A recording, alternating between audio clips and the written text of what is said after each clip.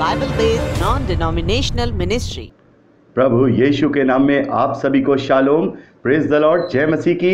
Yeshu the saviour ministry और मैं प्रभु यीशु मसीह में आपका भाई जेम्स आप सभी का एक बार फिर से बहुत बहुत स्वागत करते हैं, परमेश्वर का धन्यवाद करते हैं। पौलुस कहते हैं कि कोई तुम्हें उस तत्व ज्ञान के व्यर्थ के धोखे में शिकार ना बना ले। और प्रभु यीशु मसीह ने भी मत्ती के सुसमाचार 24वें अध्याय में हमें सावधान किया है कि ऐसे झूठे मसीह उठ खड़े होंगे जो बहुतों को भरमा देंगे और वो बड़े बड़े कार्य दिखाएंगे और लोग उनकी बातों में आ जाएंगे। मेरे प्यारे भाई बहनों, ऐसा ही हो रहा है। हम देखते हैं कि 19वीं शताब्दी और 20वीं शताब्दी में बहुत सारे ऐसे झूठे मनुष्य उठ खड़े हुए जो अपने आप को झूठा मसीह कहा करते थे, यानी कि अपने आप को वो मसीह कहा करते थे कि हम मसीह का दूसरा आगमन है। और आजकल तो दो ऐसे कल्ट बहुत तेज से उभर रहे हैं। पहला है यरूशलेम माता और दूसरा है पूर्वी बिजली। इन दोनों के जो अगुए हैं उन्होंने इस बात का दावा किया है कि वो मसीह का दूसरा आगमन है और ये दोनों ही कहते हैं कि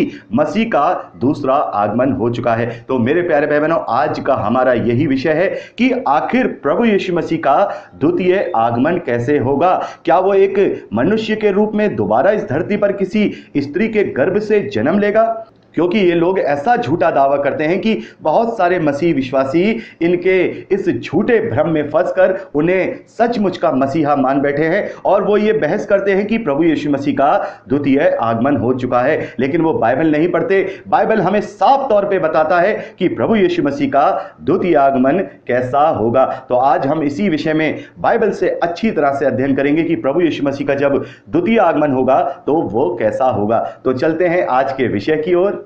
मेरे प्यारे भाई बहनों, जब हम प्रेरितों के कार्य उसका पहला अध्याय उसके 9वें वचन से लेकर 11वें वचन तक पढ़ते हैं तो यहां पर प्रभु यीशु मसीह का स्वर्ग आरोहण की जो घटना है उसको वर्णन किया गया है।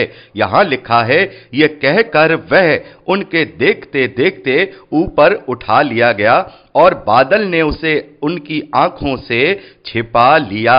मेरे प्यारे भाई बहनों, यहां पर हम देखते हैं कि प्रभु यीशु मसीह अपने चेलों से बात ही कर रहे थे और जैसे ही वो उनसे बात कर रहे थे तो उनके चेलों के देखते ही देखते वो ऊपर उठा लिया गया और बादलों ने उसे, जो चेले हैं, उनकी आंखों से छिपा लिया।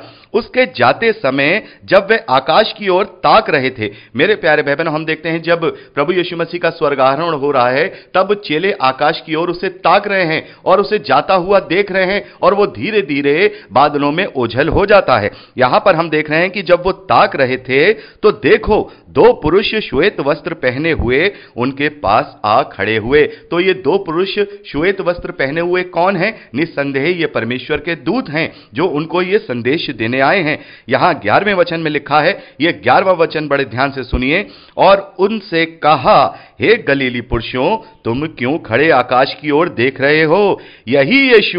यही यीशु जो तुम्हारे पास से स्वर्ग पर उठा लिया गया है, जिस रीति से तुमने उसे स्वर्ग को जाते देखा उसी रीति से वह फिर आएगा। मेरे प्यारे भाई बहनों, यहां पर लिखा है कि जिस तरीके से, जिस तरह से प्रभु यीशु मसीह स्वर्ग पर उठा लिए गए हैं, वैसे ही जब उनका द्वितीय आगमन होगा तो उसी रीति से होगा जिस रीति से वो गया है। जब हम इंग्लिश की बाइबल में इस वर्स को पढ़ते हैं तो यहां लिखा है, this Jesus who was taken up from you into heaven will come in the same way as you saw him go into heaven. यहां लिखा है, will come in the same way as you saw, जैसा तुमने देखा उसी तरीके से वो वापस आएगा। तो मेरे प्यारे भाई बहनों, यहां पर तो वचन हमें साफ तौर पर यह बता रहा है कि प्रभु यीशु मसीह का द्वितीय आगमन अब किसी गर्भ के द्वारा जन्म लेने से नहीं होगा। अब वो किसी स्त्री के द्वारा दोबारा जन्म नहीं लेगा। अब उसका कोई जन्म नहीं होने वाला है। वो जैसे गया था वैसे ही वापस आएगा। वो जैसे गया था वो वैसे ही वापस आएगा। अब कोई भी स्त्री ये दावा नहीं कर सकती, कोई भी पुरुष ये दावा नहीं कर सकता कि मैं मसीह हूं, क्योंकि यदि उसने गर्भ से जन्म लिया है तो फिर वो मसीह नहीं हो सकता। यहां पर वचन हमसे कहता है कि जिस रीति से वो गया है, will come in the same way as you saw him go into heaven, वो उसी तरीके से वापस आएगा जिस तरीके से तुमने उसे जाता हुआ देखा है। तो मेरे प्यारे भाई बहनों, वो किसी भी रीति से अब दोबारा मनुष्यों में जन्म नहीं लेगा। इब्रानियों की पत्री उसका 9वां अध्याय उसके 28वें वचन में लिखा है, वैसे ही मसीह भी बहुतों के पापों को उठा लेने के लिए एक बार बलिदान हुआ है। इस वचन पर ध्यान दीजिए, एक बार बलिदान हुआ है, केवल एक बार बलिदान हुआ है। और जो लोग उसकी बाट जोते हैं, जो लोग उसके आने का इंतजार कर रहे हैं, उनके उद्धार के लिए प्रभु यीशु मसीह दूसरी बार बिना पाप उठाए हुए दिखाई देगा। मेरे प्यारे भाई बहनों, यहां पर क्या लिखा है? वो बिना पाप उठाए हुए दिखाई देगा। यहां पर यह नहीं लिखा है कि वो बिना पाप उठाए हुए दोबारा से जन्म लेगा या वो इस धरती पे दोबारा से देहधारी होगा। यहां लिखा है वो दिखाई देगा। और जब हम नए नियम का संपूर्ण अध्ययन करते हैं तो वहां पर भी हम यही देखते हैं कि प्रभु यीशु मसीह बादलों में दिखाई देगा, वो दिखाई देगा, वो किसी भी स्त्री के द्वारा दोबारा जन्म नहीं लेगा। तो मेरे प्यारे भाई बहनों, हमारा यह जानना जरूरी है कि प्रभु यीशु मसीह ने देह को धारण क्यों किया था, वो हमारे लिए देहधारी क्यों हुआ था, उसका यहां इस धरती पर मनुष्य बनकर आना जरूरी क्यों था। मेरे प्यारे भाई बहनों, मनुष्यों के पापों का प्रायश्चित केवल मनुष्य ही कर सकता है। एक मनुष्य के द्वारा समस्त मानव जाति में मृत्यु फैल गई और उसका नाम है आदम, और उसके पाप का छुटकारा भी हमें केवल एक मनुष्य ही दे सकता था। रोमियो की पत्री उसका 5वां अध्याय उसके 12वें वचन से लेकर 14वें वचन तक और 17वें वचन से लेकर 19वें वचन तक लिखा है, इसलिए जैसा एक मनुष्य के द्वारा पाप जगत में आया और पाप के द्वारा मृत्यु आई, और इसी रीति से मृत्यु सब मनुष्यों में फैल गई क्योंकि सबने पाप किया। यहां पर लिखा है कि आदम के द्वारा ही समस्त मानव जाति में मृत्यु फैल गई, जो उसने अदन के बगीचे में परमेश्वर के विरोध में कार्य किया। आगे लिखा है 17वें वचन में, क्योंकि जब एक ही मनुष्य के अपराध के कारण मृत्यु ने उस एक ही के द्वारा राज्य किया, जो लोग अनुग्रह और धर्म रूपी वरदान बहुतायत से पाते हैं, वे एक मनुष्य के अर्थात यीशु मसीह के द्वारा अवश्य ही अनंत जीवन में राज्य करेंगे। इसीलिए जैसा एक अपराध सब मनुष्यों के लिए दंड की आज्ञा का कारण हुआ, वैसा ही एक धर्म का काम भी सब मनुष्यों के लिए जीवन के निमित्त धर्मी ठहराए जाने के कारण हुआ है। तो मेरे प्यारे भाई बहनों, जैसा हम देखते हैं कि आदम के द्वारा इस धरती पर मृत्यु मनुष्यों में फैल गई, वैसे ही जो अंतिम मनुष्य है, यानी कि जो दूसरा मनुष्य है जिसे हम प्रभु यीशु मसीह कहते हैं, उसके द्वारा उद्धार, उसके द्वारा पापों की क्षमा भी समस्त मानव जाति को मिल जाती है। मेरे प्यारे भाई बहनों, 1 कुरिन्थियों उसके 15वें अध्याय उसके 45वें वचन से जब हम आगे पढ़ते हैं तो यहां लिखा है, प्रथम मनुष्य अर्थात आदम जीवित प्राणी बना और अंतिम आदम जीवनदायक आत्मा बना, परंतु पहले आत्मिक ना था, स्वाभाविक था, इसके बाद आत्मिक हुआ। प्रथम मनुष्य धरती अर्थात मिट्टी का था, दूसरा मनुष्य स्वर्गीय है। मेरे प्यारे भाई बहनों, यहां पर हम देखते हैं कि पहला मनुष्य यानी कि आदम और दूसरा मनुष्य या हम कहें अंतिम मनुष्य प्रभु यीशु मसीह है। आखिर पहला और दूसरा मनुष्य आदम और प्रभु यीशु मसीह को क्यों कहा जाता है? मेरे प्यारे भाई बहनों, जब हम इनके विषय में देखते हैं तो दोनों का ही जो पिता है वो मनुष्य नहीं है। जैसे आदम को देखते हैं कि आदम को किसी ने भी उत्पन्न नहीं किया है, उसका कोई पिता नहीं है, वो परमेश्वर के द्वारा सृजा गया है, वैसे ही प्रभु यीशु मसीह का भी इस धरती पर कोई मनुष्य पिता नहीं है, वह परमेश्वर का इकलौता पुत्र है। इसी कारण से दोनों ही आदम हैं। हम जो आदम की संतानें हैं वो आदम के द्वारा उत्पन्न होते हैं, लेकिन आदम किसी के द्वारा उत्पन्न नहीं हुआ, परमेश्वर के द्वारा रचा गया, उसे प्रथम आदम कहा गया। और प्रभु यीशु मसीह को अंतिम आदम इसलिए कहा गया क्योंकि वो भी किसी मनुष्य के द्वारा नहीं, वरन परमेश्वर के सामर्थ्य के द्वारा इस धरती पर देहधारी हुआ है। इसीलिए जैसा एक मनुष्य जो प्रथम मनुष्य था उसके द्वारा पाप फैला, वैसे ही इस अंतिम मनुष्य दूसरे मनुष्य प्रभु यीशु मसीह के द्वारा पापों की क्षमा और अनंत जीवन और उद्धार मिला है। इसीलिए प्रभु यीशु मसीह को इस धरती पर देहधारी होना था और वो एक बार देहधारी हो चुका है। और दूसरी बात हम देखते हैं, वो हमारा एक महायाजक बनके अपने बलिदान को उस पवित्र स्थान में जो स्वर्ग में है वहां पर एक ही बार के चढ़ावे के द्वारा उसने हमें अनंत छुटकारा दिया है। यानी कि हम देखते हैं कि वो हमारे लिए महायाजक हुआ है। महायाजक कौन होता है? जब हम इब्रानियों की पत्री उसके 8वें अध्याय से लेकर के 12वें अध्याय तक का अध्ययन करेंगे तो हमें अच्छे से समझ में आ जाएगा कि महायाजक कौन होता है। महायाजक वो होता है जो लोगों के पापों का प्रायश्चित करता है, और प्रभु यीशु मसीह ने समस्त मानव जाति के पापों का प्रायश्चित किया है, तो वो एक ऐसा महायाजक है जिसने अपने बलिदान के द्वारा ही प्रायश्चित किया है। मेरे प्यारे भाई बहनों, इब्रानियों की पत्री उसके 5वें अध्याय पहले वचन में लिखा है, क्योंकि हर एक महायाजक मनुष्यों में से लिया जाता है और मनुष्य ही के लिए उन बातों के विषय में जो परमेश्वर से संबंध रखती है ठहराया जाता है कि भेंट और पाप बलि चढ़ाया करे।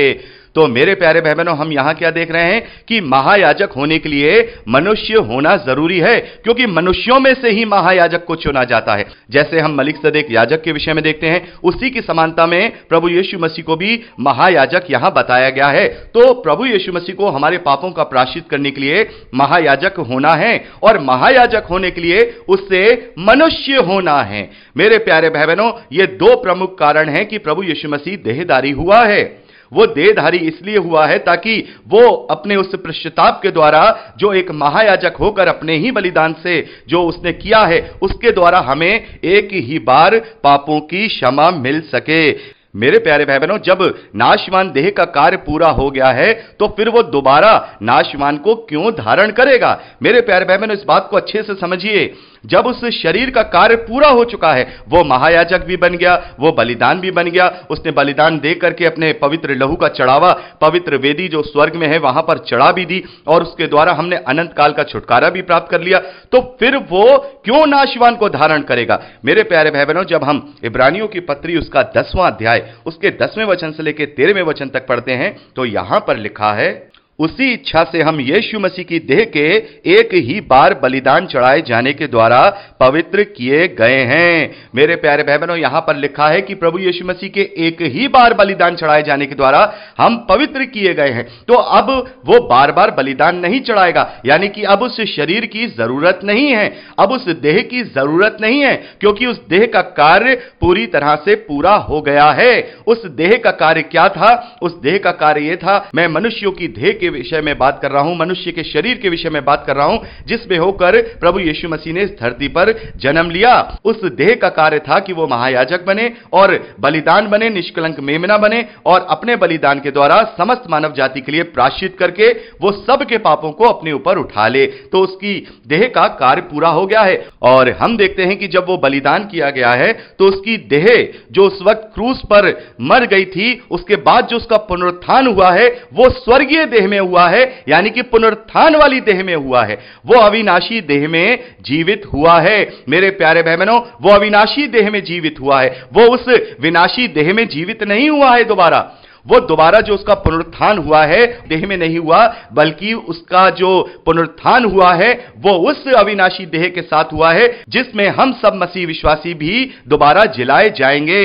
पहला कुरिन्थियों उसका 15वां अध्याय उसके 20वें वचन से लेकर 23वें वचन तक लिखा है, परंतु सचमुच प्रभु यीशु मसीह मुर्दों में से जी उठा और जो सो गए हैं उनमें वह पहला फल हुआ है। मेरे प्यारे भाई बहनों, यहां पर पौलुस क्या कह रहे हैं कि जितने प्रभु में सो गए हैं, यानी कि जिनकी मृत्यु हो गई है, उनमें प्रभु यीशु मसीह पहला फल हुआ है। वो पहला है जिसका पुनरुत्थान हुआ है। आगे देखिए लिखा है, क्योंकि जब मनुष्य के द्वारा मृत्यु आई तो मनुष्य ही के द्वारा मरे हुओं का पुनरुत्थान भी आया, मरे हुओं का पुनरुत्थान भी आया। और जैसे आदम में सब मरते हैं वैसे ही मसीह में सब जिलाए जाएंगे। बड़े ध्यान से ये 23वां वचन सुनिए, परंतु हर एक अपनी अपनी बारी से, यानी कि सबका पुनरुत्थान होगा। और इस बात को प्रभु यीशु मसीह ने कहा है। प्रभु यीशु मसीह यूहन्ना के सुसमाचार में कहते हैं कि जिन्होंने बुराई की है वो बुराई के पुनरुत्थान के लिए जी उठेंगे, और जिन्होंने भलाई की है वो भलाई के पुनरुत्थान के लिए जी उठेंगे। यानी कि प्रत्येक मनुष्य का पुनरुत्थान होगा। और यहां पर क्या लिखा है? सबका जिनका पुनरुत्थान होगा उनमें सबसे पहला पुनरुत्थान किसका हुआ है? प्रभु यीशु मसीह का हुआ है। यहां लिखा है, परंतु हर एक अपनी अपनी बारी से पहला फल मसीह, फिर मसीह के आने पर उसके लोग, इसके बाद अंत होगा। उस समय वह सारी प्रधानता और सारा अधिकार और सामर्थ का अंत करके राज्य को परमेश्वर पिता के हाथ में सौंप देगा। यहां पर साफ तौर पर लिखा है, यहां पर साफ तौर पर लिखा है, जिस प्रकार से प्रभु यीशु मसीह का पुनरुत्थान हुआ है वैसे ही सभी मसीह विश्वासियों का पुनरुत्थान होगा। और सभी पुनरुत्थान होने वालों में प्रभु यीशु मसीह पहला फल है, यानी कि उसने अब जब स्वर्गीय धारण कर लिया है तो अब वो अविनाशी धारण नहीं करेगा। क्यों करेगा? उसका कारण क्या है? क्योंकि अविनाशी शरीर धारण करने का जो कार्य था वो तो पूरा हो चुका है, बलिदान पूरा हो चुका है, महायाजकीय कार्य पूरा हो चुका है, चढ़ावा पूरा हो चुका है, प्रायश्चित पूरा हो चुका है। तो अब वो फिर से क्यों किसी मानव देह में दोबारा से जन्म लेगा? मेरे प्यारे भाई बहनों, ये बहुत ही लॉजिक की बात है। जो लोग इस प्रकार से बात करें कि मैं मसीह हूं या मसीह ने वहां जन्म लिया है, तो सबसे पहले उसको यह बता दीजिए कि मसीह जन्म नहीं लेगा। मसीह ने देह को इसलिए धारण किया था ताकि वो इस देह के द्वारा बहुतों का छुटकारा दे सके। उसने दे दिया है, अब वो पाप उठाएगा नहीं, जैसा अभी हमने इब्रानियों की पत्री में पढ़ा 9वें अध्याय 28वें वचन में कि अब की बार जो वो आएगा पाप उठाने नहीं आएगा। तो जब वो पाप उठाने नहीं आएगा तो इसका मतलब वो देह में नहीं आएगा, क्योंकि वो देह में पाप उठाने आया था। तो मेरे प्यारे भाई बहनों, हमें समझना होगा, इस बार जो वो आएगा, इस बार जो वो आएगा तो वो गुप्त में नहीं आएगा, वो गुप्त में नहीं आएगा। हां, वो दिन, वो समय, वो साल कोई नहीं जान सकता, उस घड़ी को कोई नहीं जान सकता कि प्रभु यीशु मसीह कब आएगा। लेकिन जब वो आएगा तो हर आंख उसे देखेगी, हर आंख उसको आते हुए बादलों में से देखेगी। वो कोई चुपचाप से किसी स्त्री के गर्भ में जन्म नहीं ले लेगा। यह बात सत्य है कि प्रभु यीशु मसीह किस दिन आएंगे, किस घड़ी आएंगे, यह हम नहीं जानते। मत्ती के सुसमाचार 24वें अध्याय 36वें वचन में यह बात साफ तौर पे लिखी हुई है। प्रभु यीशु मसीह ने कहा, उस घड़ी उस समय को कोई नहीं जानता, ना स्वर्गदूत ना पुत्र, केवल पिता ही जानता है कि वो दिन, वो घड़ी कब है कि जब मैं वापस लौट के आऊंगा। लेकिन जब मैं लौट के आऊंगा तो हर आंख उसे देखेगी, वो गुप्त में कहीं इस धरती पर जन्म नहीं लेगा। मेरे प्यारे भाई बहनों, प्रकाशित वाक्य उसका पहला अध्याय 7वें वचन में लिखा है, देखो वह बादलों के साथ आने वाला है। मेरे प्यारे भाई बहनों, यहां पर क्या लिखा है? देखो प्रभु यीशु मसीह बादलों के साथ आने वाला है। जैसा हमने प्रेरितों के कार्य पहला अध्याय 11वें वचन में पढ़ा कि जिस रीति से वो बादलों में ओझल हो गया, उसी रीति से वो बादलों के साथ आने वाला है, उसी में वो दिखाई देगा। वो बादलों में आने वाला है, ना कि वो किसी स्त्री के गर्भ से जन्म लेने वाला है। वो आने वाला है, बादलों के साथ आने वाला है। और बड़े ध्यान से सुनिए, हर एक आंख उसे देखेगी। मेरे प्यारे भाई बहनों, हर एक आंख उसे देखेगी। भले ही हम उस दिन को नहीं जानते, उस घड़ी को नहीं जानते, लेकिन जब वो आएगा तो हर एक आंख उसे देखेगी। वो चुपचाप नहीं आएगा, वो चुपचाप नहीं आएगा कि किसी जगह गुप्त में वो पैदा हो गया और जब वो जवान हुआ तो उसने ये क्लेम कर दिया कि मैं मसीह हूं। नहीं, जब वो आएगा तो हर एक आंख उसे देखेगी, वरन जिन्होंने उसे बेधा था वे भी उसे देखेंगे। और बड़े ध्यान से सुनिए, पृथ्वी के सारे कुल उसके कारण छाती पीटेंगे। हां और आमीन। मेरे प्यारे भाई बहनों, यहां पर साफ तौर पे लिखा है कि प्रभु यीशु मसीह जब आएंगे तो बादलों में सवार होके बादलों के साथ आएंगे, हर एक आंख उसे देखेगी। और ना केवल यहां प्रकाशित वाक्य में, बल्कि प्रभु यीशु मसीह ने खुद से भी इस बात को मत्ती के सुसमाचार उसके 24वें अध्याय 29वें वचन से लेकर के 30वें वचन में कहा है। यहां पर प्रभु यीशु मसीह कहते हैं, उन दिनों के क्लेश के तुरंत बाद सूर्य अंधियारा हो जाएगा और चंद्रमा का प्रकाश जाता रहेगा और तारे आकाश से गिर पड़ेंगे और आकाश की शक्तियां हिलाई जाएंगी। बड़े ध्यान से सुनिए, तब मनुष्य के पुत्र का यानी प्रभु यीशु मसीह का चिन्ह आकाश में दिखाई देगा और तब पृथ्वी के सब कुलों के लोग छाती पीटेंगे, सब कुलों के लोग छाती पीटेंगे। और आगे लिखा है, और मनुष्य के पुत्र को बड़ी सामर्थ्य और ऐश्वर्य के साथ आकाश के बादलों पर आते देखेंगे। यहां पर प्रभु यीशु मसीह नहीं कह रहे हैं कि वो मुझे किसी और स्त्री के द्वारा जन्म होता हुआ देखेंगे, नहीं, बड़ी सामर्थ्य के साथ सब लोग इस धरती के सारे लोग उसे देखेंगे बड़ी ऐश्वर्य के साथ, बड़ी सामर्थ्य के साथ, आकाश के बादलों पर, आकाश के बादलों के साथ आता हुआ देखेंगे। मेरे प्यारे भाई बहनों, प्रेरितों के कार्य पहला अध्याय उसके 11वें वचन में यही बताया गया है कि जिस रीति से वो गया है उसी रीति से वो वापस आएगा। तो ये सबसे मेन जो सिद्धांत बाइबल का है ये हमें समझ लेना है। यदि हमने ये समझ लिया कि प्रभु यीशु मसीह जिस रीति से गया है उसी रीति से आएगा, प्रभु यीशु मसीह ने स्वयं अपने शब्दों में कहा है कि तुम उसको सामर्थ और ऐश्वर्य के साथ, बादलों के साथ आता हुआ देखोगे। और प्रकाशित वाक्य उसका 19वां अध्याय उसके 11वें वचन से लेकर 16वें वचन तक आप पढ़ लीजिएगा। वहां पर प्रभु यीशु मसीह के द्वितीय आगमन का एक दर्शन जो यूहन्ना को मिला है वो बताया गया है।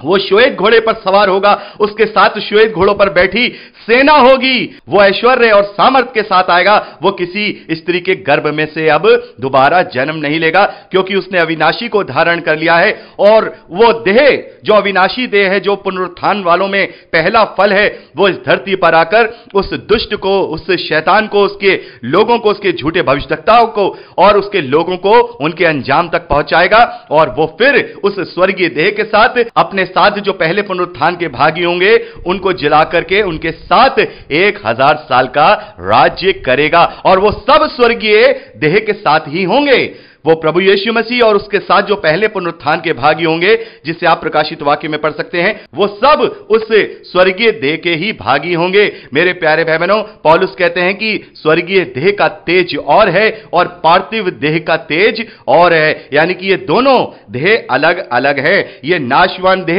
जो ये पार्थिव देह है, ये नाशवान है, इससे मृत्यु आएगी। लेकिन जो स्वर्गीय देह है वो देह है जिससे कभी मृत्यु नहीं आएगी और वो हमेशा हमेशा अनंत काल के लिए जीते रहेंगे। तो मेरे प्यारे भाई बहनों, ये बेसिक सिद्धांत हमने बाइबल का यहां समझ लिया है। तो यदि कोई भी झूठा भविष्यवक्ता, कोई भी झूठा मसीह आकर के ये क्लेम करे कि मैं मसीह हूं, तो फिर वो सारी बातों को झूठा कह रहा है, क्योंकि मसीह यीशु ऐसे नहीं आएगा। मसीह यीशु कैसे आएगा? हर एक आंख उसे देखेगी, बादलों पर सवार होते हुए, उसके ऐश्वर्य के साथ, उसके सामर्थ के साथ उसे हर एक आंख देखेगी, हर एक घुटना वहां झुकेगा, हर एक जीभ उसका अंगीकार करेगी। और जो लोग उस पर विश्वास नहीं करते थे, जाति जाति, भाषा भाषा, कुल कुल के लोग अपनी छाती पीटेंगे, अपनी छाती पीटेंगे, रोएंगे, गिड़गिड़ाएंगे जब उससे वो वापस आता हुआ देखेंगे। लेकिन मसीह विश्वासी आनंदित होंगे, क्योंकि वो उसके साथ होंगे, वो उसके साथ होंगे। मेरे प्यारे भाई बहनों, जब प्रभु यीशु मसीह का द्वितीय आगमन होगा, एक और बात मैं आपको बता दूं, जब प्रभु यीशु मसीह का द्वितीय आगमन होगा तब वहां कोई मसीह विश्वासी नहीं होगा, क्योंकि मसीह विश्वासी रैप्चर के द्वारा प्रभु यीशु मसीह से बादलों में पहले ही मिलेंगे और वो फिर दोबारा उसके साथ लौट करके इस धरती पर आएंगे। मेरे प्यारे भाई बहनों, इसीलिए पृथ्वी के हर कुल, हर जाति के लोग छाती पीटेंगे, हर लोग उसे ऐश्वर्य के साथ देखेंगे। ऐसे ही वो आएगा जैसे वो गया था। तो जो लोग इस बात का दावा करते हैं वो सरासर झूठे हैं। इस बाइबल के बेसिक सिद्धांत को अपने मन में बसा लीजिए, क्योंकि बहुत सारे लोग भरमाए जा रहे हैं, बहुत सारे लोग उन कल्टों के द्वारा भरमाए जा रहे हैं, जैसे यरूशलेम माता है और जैसे पूर्वी बिजली वाले हैं। इनके अगुवे इस बात को क्लेम करते हैं कि हम मसीह हैं, और जो पूर्वी बिजली वाला जो संगठन है वो तो एक कदम और आगे बढ़ गया है। उस स्त्री को, जो उनकी अगुवी है, उसको वो स्त्री मसीह का रूप दे रहे हैं कि मसीह इस बार स्त्री के रूप में आया है। वो इस बात का वो कभी जवाब नहीं दे पाएंगे कि प्रभु यीशु मसीह दोबारा देहधारी क्यों हुआ है। एक बार तो वो देहधारी हुआ, हमने यहां अच्छे से पढ़ लिया, समझ लिया कि इसलिए देहधारी हुआ कि उसका महायाजक होना जरूरी था। एक ही बार के बलिदान के द्वारा उसे हमें अनंत काल का छुटकारा देना था। जब उस देह का कार्य हो गया तो अब वो दोबारा देहधारी क्यों होगा? और वो क्यों उस पुनरुत्थान की स्वर्गीय देह को छोड़ करके वापस विनाशी देह में आएगा? और अगर वो विनाशी देह में बाई चांस 0.001% भी अगर ये सोचें कि हां चलिए वो देहधारी होगा, तो फिर क्या वो किसी मनुष्य की संतान होगा? और यदि वो मनुष्य की संतान होगा तो फिर वो कैसे मसीह हो सकता है? तो मेरे प्यारे भाई बहनों, भरमाए जाने से बचिए। ये अंत के दिन चल रहे हैं। लोग मीठी मीठी बातें करके अपने आप को सिद्ध करना चाह रहे हैं, और जो मसीह विश्वास में कमजोर हैं उन लोगों को भरमाना चाह रहे हैं। लोगों तक ये संदेश पहुंचाइए और बताइए कि मसीह ऐसे नहीं आएगा, मसीह बादलों पर सवार होकर के आएगा। यदि उनके मन में ये बात बैठ गई तो वो किसी भी मसीह का, किसी भी झूठे मसीह का विश्वास नहीं करेंगे जो अपने आप को मसीह होने का दावा करता है। तो मेरे प्यारे भाई बहनों, हमने देखा कि प्रभु यीशु मसीह अब किसी स्त्री के गर्भ से जन्म नहीं लेंगे, बल्कि वो जिस रीति से गए हैं उसी रीति से वापस आएंगे और हर आंख उन्हें देखेगी और बड़े ऐश्वर्य और सामर्थ्य के साथ उन्हें बादलों पे सवार होते हुए पूरी दुनिया देखेगी। वो किसी स्त्री के गर्भ से जन्म नहीं लेंगे। तो आशा करता हूं कि यह विषय आपको अच्छे से समझ में आया होगा। यदि आप भी चाहते हैं कि इसके विषय में और दूसरे भाई बहन भी जान सकें और वो भरमाए जाने से बचें, तो इसे ज्यादा से ज्यादा शेयर करिए और लाइक करिए और कमेंट भी करिए। और यदि आपने हमारे चैनल को अभी तक सब्सक्राइब नहीं किया है तो प्लीज आप इसे सब्सक्राइब कर लीजिए, बेल आइकन को भी दबा दीजिएगा और वहां ऑल के ऑप्शन को सिलेक्ट कर लीजिएगा। तो मेरे प्यारे भाई बहनों, आज के लिए इतना ही। मिलते हैं फिर अगले मंगलवार को एक नए टॉपिक के साथ। जब तक प्रभु यीशु मसीह में जड़ पकड़ते हुए उसी में फलवंत होते जाइए। यीशु के सामर्थ्य नाम में आमीन। Praise the Lord. जय मसीह की।